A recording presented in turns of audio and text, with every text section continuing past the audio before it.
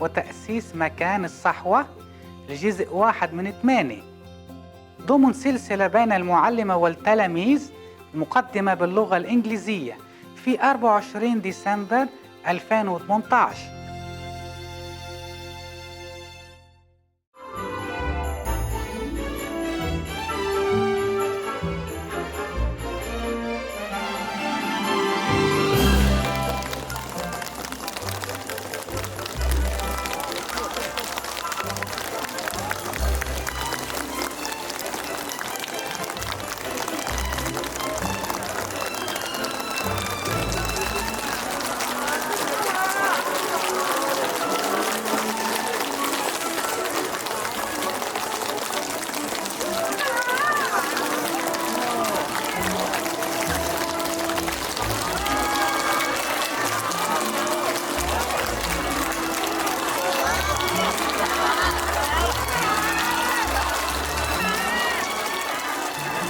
Hello there. I should have a hat, right? I have one somewhere. I thought tomorrow is Christmas Day, no? Why you wear hat already tonight? I have no idea. I was going to wear, but I thought we save it for tomorrow. Tomorrow I wear it to make up, okay, huh? Make up for today. How are you? Yeah. 大家好。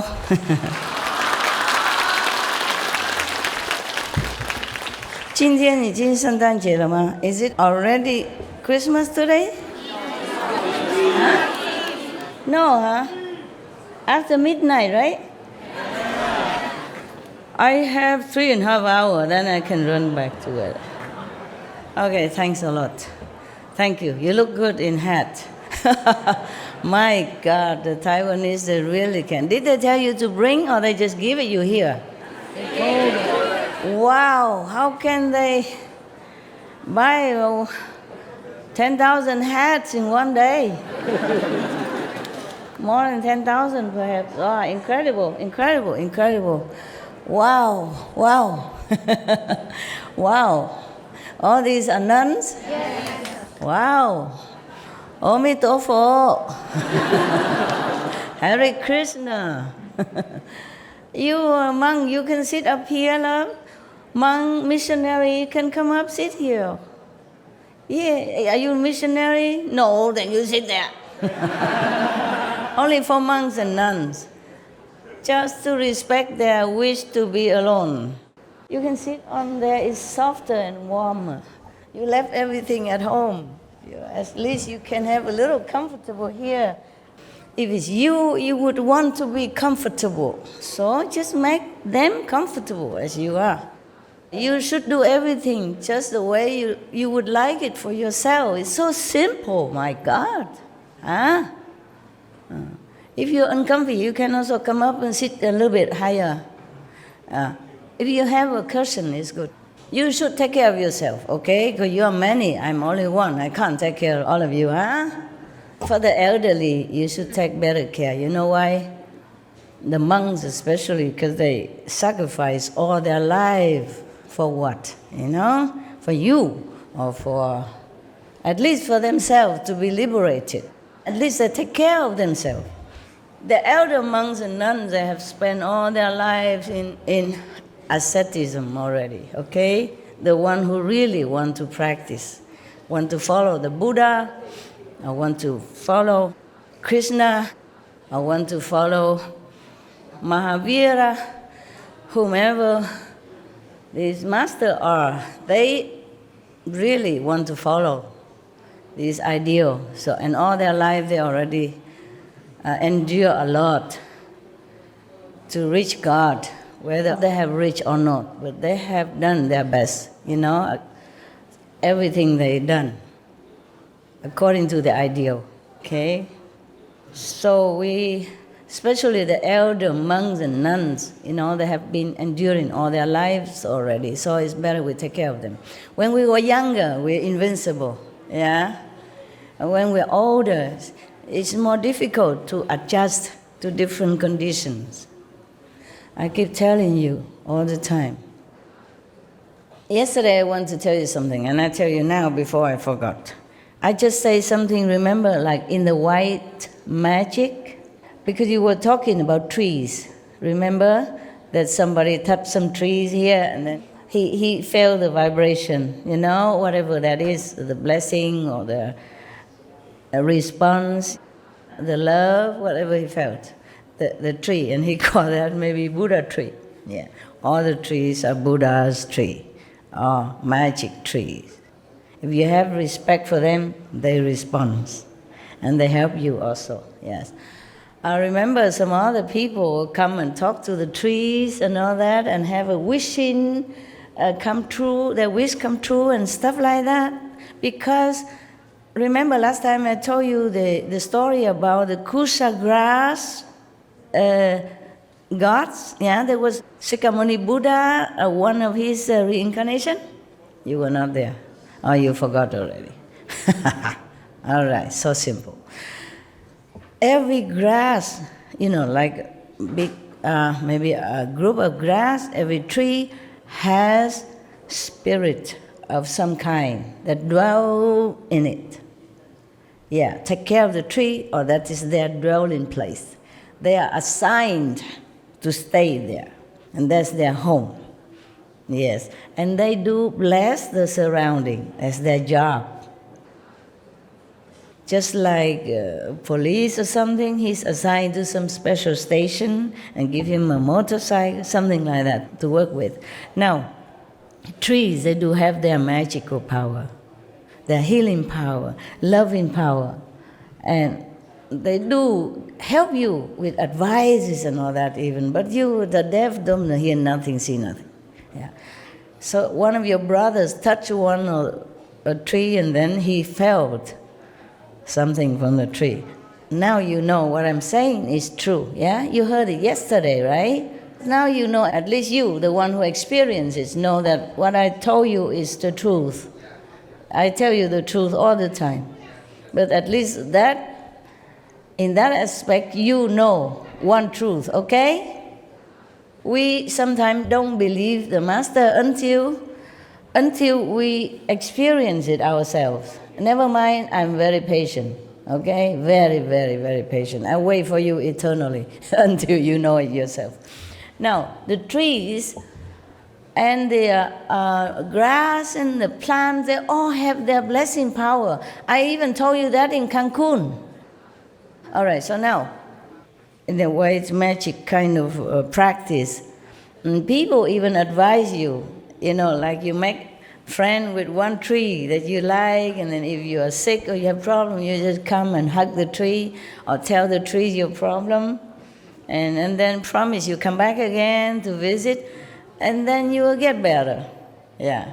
Please don't hug all my trees, because too many of you, the tree is already feeling scared.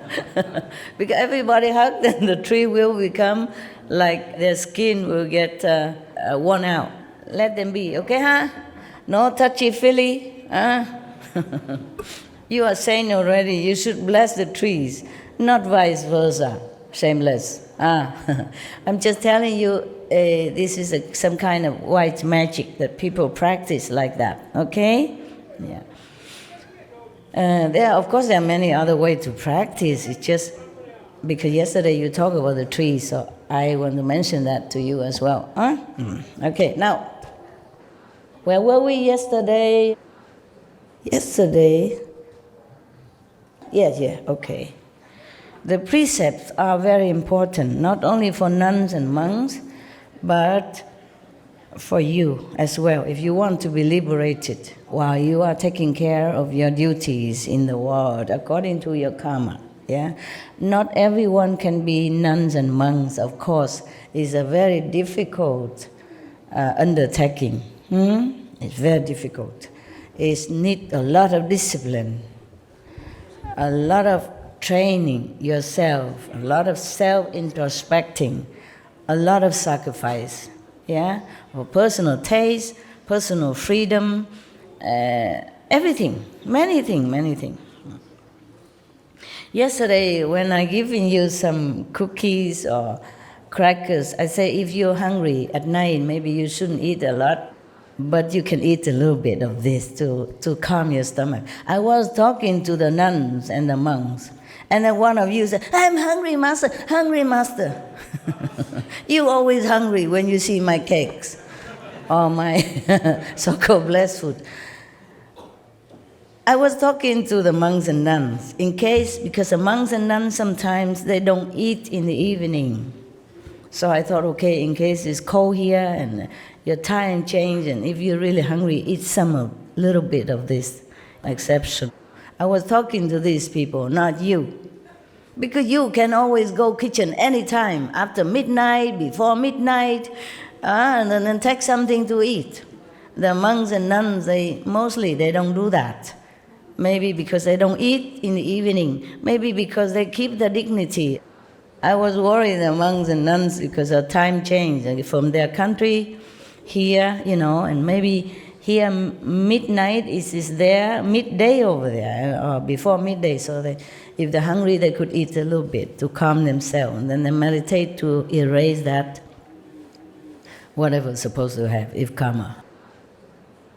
So yesterday, the Buddha have pleaded with the Bodhisattva and Ananda and all these people, saying that you should use your power of transformation and appear to the world in the form of people, in the form of lay person, minister, kings, virgin youth, maidens, and so forth, even prostitutes, widows, profligates, thieves, butchers, or dealers in contraband, and doing the same job like they are doing, in order to lead them to the righteous place, the teaching of the saints. But these people, like the Bodhisattva or the monks, even though they appear thus to work the same as other people, lowlier people or unenlightened people, but they should never say of themselves, like, I'm truly a Bodhisattva, or I'm truly an Arhat, or let the Buddha's secret cause leak out by speaking casually to those who have not yet studied. What does that mean? Meaning, suppose you already initiated, you have all the instruction given to you how to meditate, and then recite the 5 names and what to do, etc., etc.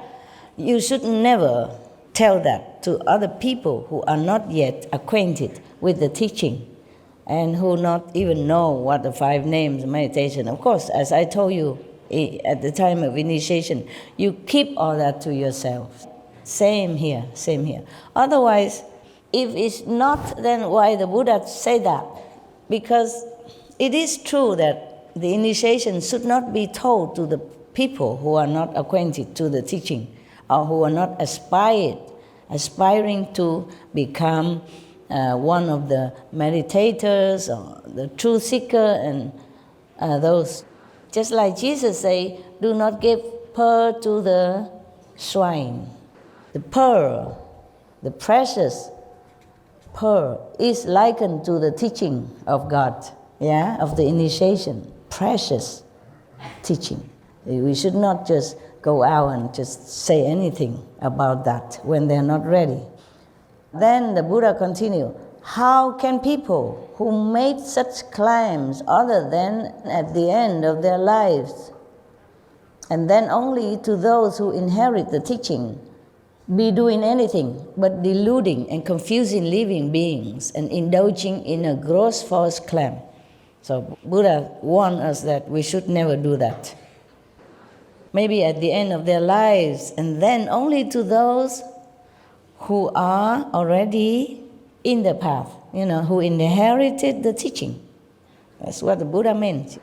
Those who already know the path, already know the initiation process. And then maybe at the end of your life, if you are really a Bodhisattva or a saint manifested, then you say, I am so-and-so. Now, there was one guru in India, the Sikh guru. I don't remember third or the fifth, one of the 10, one of the 10 Sikh gurus. He was very old already, 70-something. But he has been, he know nothing about practice of meditation. Until one day, he met one of his acquaintance or family members was reciting something, some of the teaching. And then he overheard it and he asked her, "What is that that you are reciting?" So his acquaintance tell him, "Oh, this is a teaching of Guru so-and-so, one of the Sikh guru before." And then he said, "What is a guru?" She said, "You don't know guru? You have no guru? Then don't come near me." In India, I don't know now, but before, if you have no guru at all, you don't have master, teach you anything, then you are just a nobody. They don't let you in the kitchen because it might be contaminated their food. Even the shadow, your shadow, if you have no guru, no master who teach you, real master teach you anything, they don't let even your shadow fall into their food or in their house or their kitchen like that. They worry that your impurity, your karma, which have not been cleansed by the master power, by the initiation process, even your shadow will contaminate their energy of the houses or of the kitchen. The people who are not initiated never allow in the kitchen in any case. That bad. In Vietnam, we also say if somebody has no religion, no religious belief, they say, "Oh, you are the atheist, the non-believer." That means very bad. Kind of a degrading, remark. Yeah, no respect in remark. Yes, because only the people who believe in karma, believe in bad and good, this is trustworthy, according to the Vietnamese, tradition. Because if somebody believes nothing, don't worry about the bad consequences of his karma, of his actions. That means he could do anything, because he has no principle to hold his action to be in a straight way or moral standard. Then he could harm you without even caring about the consequences. That's why people say, if you're no religious or no believer, mean you're bad, untrustworthy. Very scary people. That's what they meant. You understand? Yes. Because if you fear God, you fear karma, consequences, then of course you will always try to do good things, because you worry about the consequences of bad karma. But if you don't know nothing, you don't believe nothing, no master teach you, no religious principle, then you do anything. You see, and then you don't worry. So how can you trust such a person? It's just like somebody in the society who don't care about the law, who not worry about the police, or who don't care whatever happened, whatever he does. So he can just go to steal or maybe harming people without caring. It's not trustworthy. That's what it is. So the Buddha say that whoever claim himself to be a bodhisattva, except at the end of their life, when they have to review themselves, if they really know they are bodhisattva, and they reveal themselves to those who are already in the path, then it's okay. If not, then they are just deluding themselves and others. And that's a very bad false claim, which is one of the greatest lies. Thus, when you teach people in the world to cultivate samadhi, they must also cease all lying. This is the fourth clear and unalterable instruction on purity given by the thirst come ones and the Buddhas and the world honored ones, forever, in the past and now. Therefore, Ananda, one who does not cut off lying is like a person who carves a piece of human excrement. Yesterday we told already, and hoping that it will smell like sandalwood. And already yesterday the Buddha said, if you lie, especially you lie about your spiritual attainment, then it's like a poor person who claimed to be the emperor, and then his head will be chopped off. Very dangerous.